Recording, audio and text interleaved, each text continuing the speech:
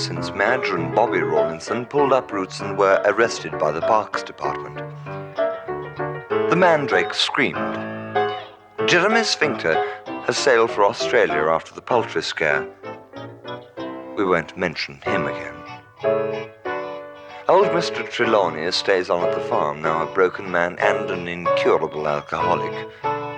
Apart from his regular visits to the village shop for a couple of tins of ready rubbed, he hardly goes out at all and devotes his remaining years to breeding those beautiful guppies for which he is so rightly famous. Sandra smells. Randy has turned in on himself. No mean feat for a 40-stone man. And after all, he is still married to Sharon and is only Paulette's father by the skin of his teeth. Poor Rosemary has her hands full at Rawlinson End, trying to bring up Timothy and Letitia, now at that difficult age when they start asking questions and wanking. Meanwhile, Aubrey and Maureen Rawlinson have gone to the old house, convinced that there they will find something to prove Roger's birthright, but unaware that Paul Maynard is hiding in the priest hole. Now, read on.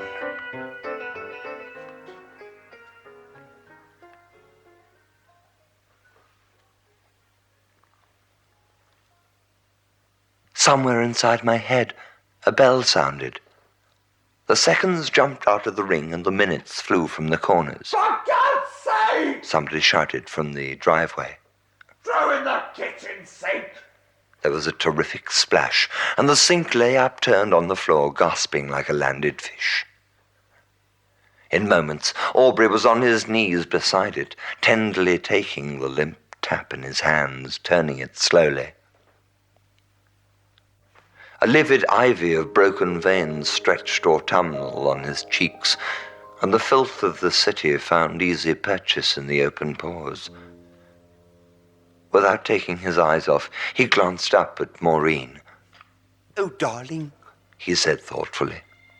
"you remember that party, don't you?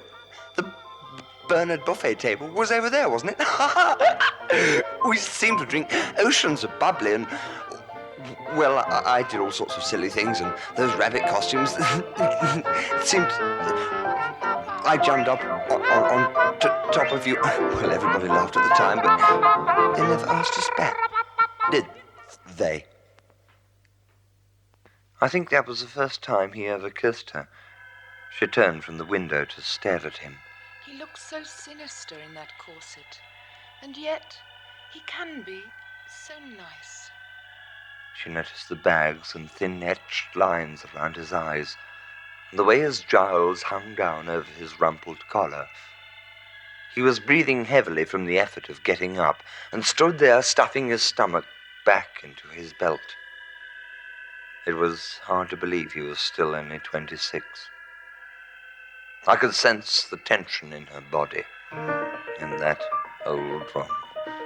The air crackled with it, in that old room, part panelled and part papered with a curious pre-war design of faces, and if you half closed your eyes, they seemed to form roses of great vulgarity. That old room that had known so many joys, the laughter of children, and seen so many tragedies, and watched generations of Rawlinsons and Maynards pass on. The stuttering candle traced leering phantoms on the walls. It was almost as if old Sir Henry and that dreadful American woman were still there. She could see them now.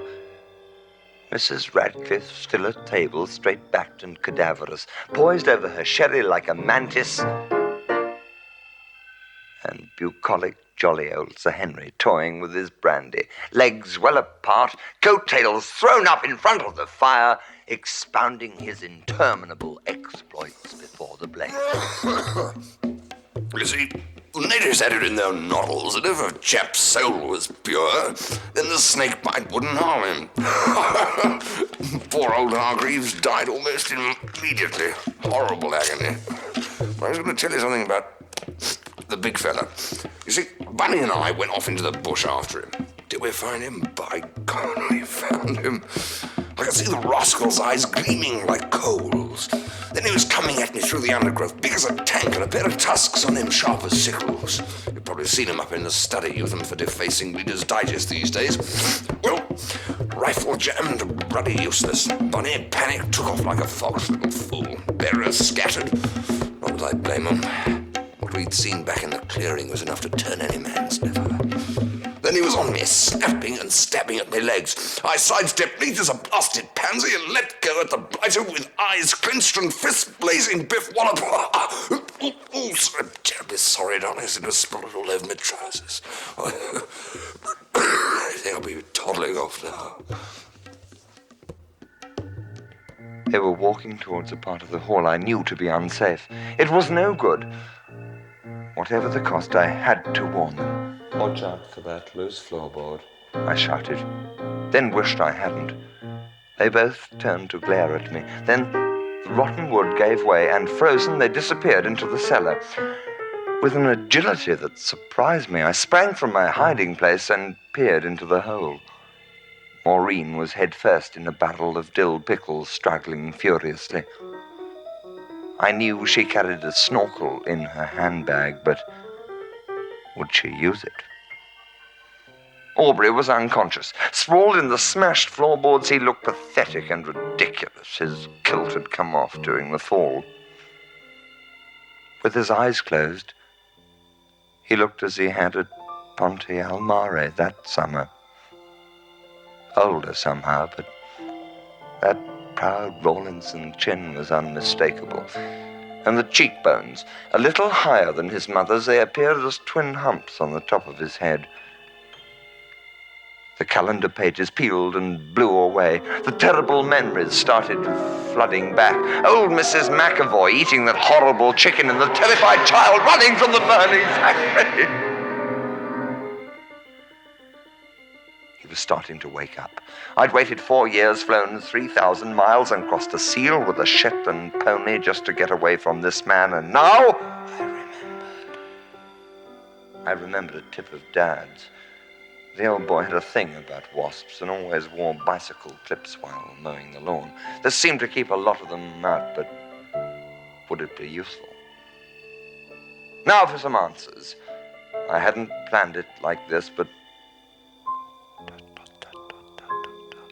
his eyelids flickered. A shudder corrugated his face and lost itself in the corners of his mouth. His lips turned up at the edges and waited patiently in the deepening shadows beneath the nose. Now, I was going to face the music.